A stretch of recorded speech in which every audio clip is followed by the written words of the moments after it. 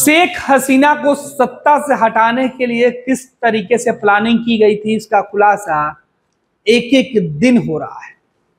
परत दर परत वो मिस्ट्री खुलकर सामने आ रही है, जिसमें एक देश से एक प्रधानमंत्री एक कुनबा को खत्म करने की साजिश रची थी। बांग्लादेश में छात्र आंदोलन हुआ, सबको पता है कि इस आंदोलन की वजह से बांग्लादेश के पूर्व प्रधानमंत्री शेख हसीना को किस तरीके से अपने जरूरत के कपड़े लेकर भागना पड़ा। पूरा सामान भी लेकर नहीं भाग पाई थी। लेकिन अब शेख हसीना को लेकर 26 साल के एक छात्र ने जो तैयारी की थी उसका खुलासा हो रहा, और यह खुलासा आपको हैरान कर सकता है। क्या एक 26 साल के नौजवान इस तरीके से देश में तख्ता पलट भी कर सकता है? हाँ, ऐसा हुआ है, और ज्यादा दिन नहीं हुए, कुछ महीने पहले ही भारत के करीब पड़ोसी मुल्क बांग्लादेश में हुआ।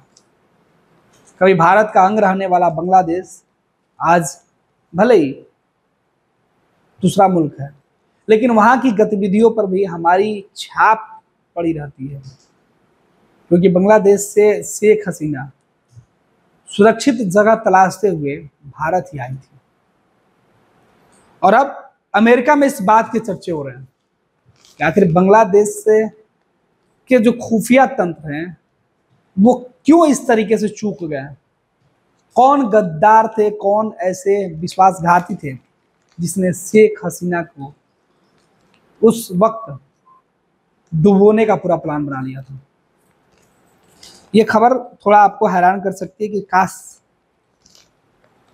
इसके पहले शेख हसीना अपने उन लोगों पर भरोसा करना छोड़ देती तो शायद बांग्लादेश का हालात आज ऐसा नहीं होता।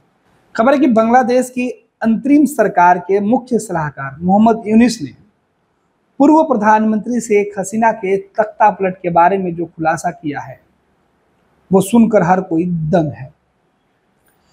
यूनिस ने स्वीकार किया है कि छात्र आंदोलन को पूरी तैयारी के साथ अंजाम दिया गया था, और यह बातें उन्होंने न्यूयॉर्क के एक कार्यक्रम में यूनिस ने भरी सभा में बताया कि आंदोलन का मास्टरमाइंड एक छात्र था जिसका नाम महफूज आलम था।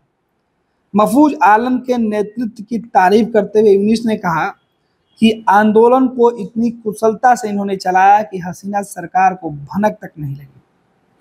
यूनिस ने आलम के बारे में कहा कि वो अब नया बांग्लादेश बना रहे हैं, और ये बातें यूनिस तब कह रहे थे जब मंच पर खुद आलम खड़े थे।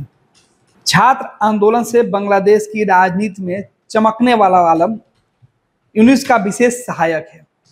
सरकार के मुखिया यूनिस के हर फैसले में आलम की भूमिका रहती है। आलम ने पुलिस हड़ताल को तुड़वाने में अहम भूमिका निभाई थी। आलम को अब्दुल्ला यानी ईश्वर का सेवक के नाम से भी जाना जा रहा है।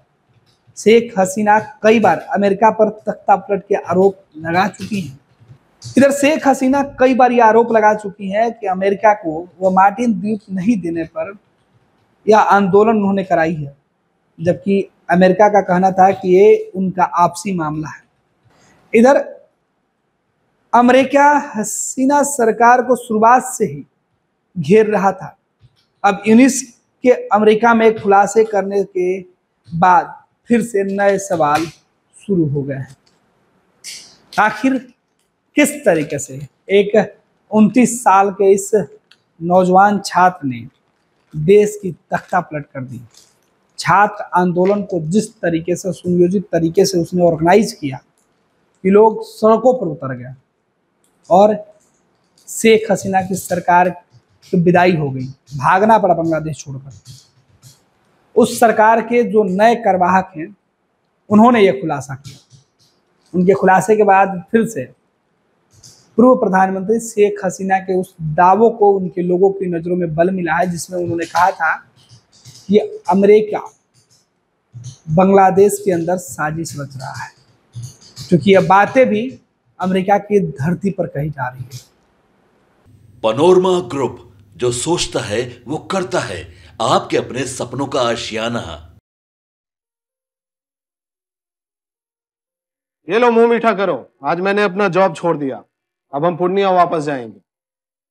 जॉब छोड़ दिया है?